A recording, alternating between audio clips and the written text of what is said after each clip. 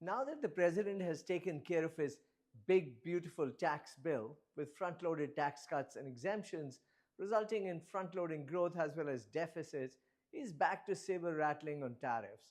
Never a dull moment. Last week, markets were spooked by Moody's downgrading US ratings. While that may in itself have not been material, after all, Moody's was saying nothing new, it did refocus attention back on treasury yields that had been rising since Liberation Day, with concerns exacerbated by a weak treasury auction. The biggest damage in the bond markets has been at the long end of the curve, especially in treasuries. TLT, the 20-year bond ETF, is within 5% of its lows since 2002. Corporate bonds have actually held up a lot better, with a sharp reduction in credit spreads offsetting the flare up in treasury yields.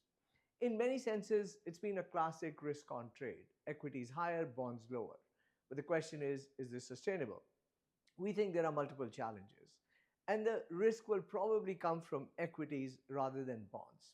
The equity rally is starting to look fatigued, with multiple indicators suggesting reversal risks.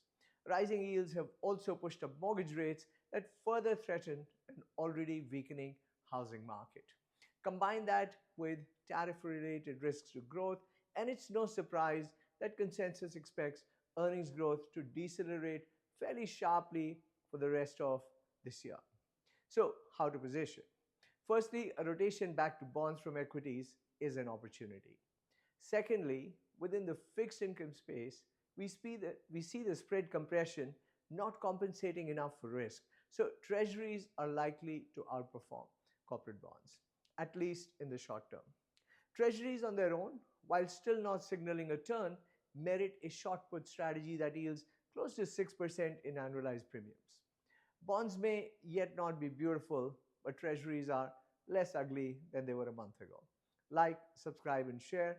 Good morning. This is Sunil Garg from Lighthouse Canton.